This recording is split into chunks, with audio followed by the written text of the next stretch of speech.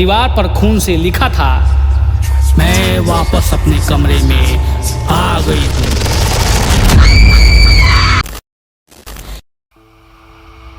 रात के ठीक 12 बज चुके थे। बाहर हल्की बारिश हो रही थी। नीरजा अपने नए किराए के फ्लैट में पहली रात गुजार रही थी। फ्लैट शहर के पुराने हिस्से में था, जहां गलियां तंग थी और मकान ऐसे लगते थे जैसे सदियों से किसी राज को छुपाए बैठे हैं। शुरुआत में सब ठीक था। उसने सामान जमाया, चाय बनाई और मोबाइल पर गाने सुनने लगी। पर जैसे जैसे रात बढ़ी, फ्लैट का सन्नाटा भारी लगने लगा। फिर अचानक किसी ने दरवाजे पर दस्तक दी। वो चौंक गई। इतनी रात को कौन आ सकता है? झांकने के लिए जब उसने दरवाजे के छेद से देखा तो बाहर कोई नहीं था।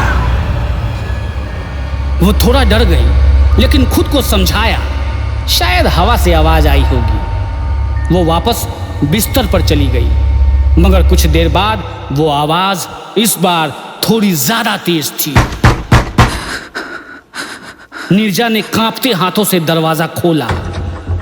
बाहर कोई नहीं, बस सीढ़ियों पर पानी के गीले निशान, जैसे किसी के नंगे पैर अभी अभी वहां से गुजरे हो। अब उसके शरीर में सिहरन दौड़ गई।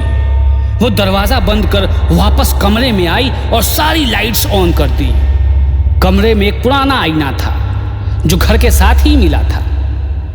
उसने जैसे ही आईने में देखा, उसकी सांस अटक गई। पीछे कोई खड़ा था, एक औरत सफेद साड़ी में भीगे बालों के साथ बिना चेहरा दिखाए खड़ी थी। नीरजा पलटी, कमरे में कोई नहीं। वो फिर आईने की तरफ देखी, अब औरत उसके और पास थी। नीरजा चिल्लाने लगी, कौन है, कौन है, निकलो मेरे घर से। आईने में औरत ने धीरे से सिर उठाया। उसका चेहरा नहीं था, बस एक गहरी काली परछाई।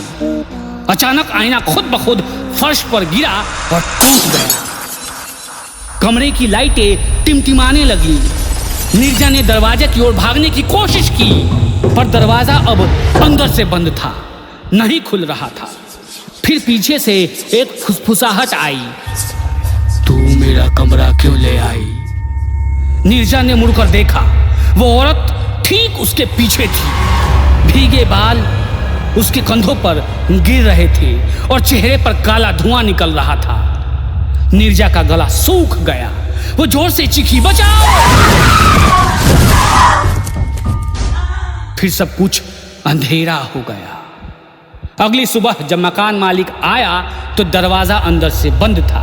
पुलिस बुलाकर जब दरवाजा तोड़ा गया तो अंदर सिर्फ कांच टूटा था और दीवार पर खून से लिखा था, मैं वापस अपने कमरे में आ गई हूँ।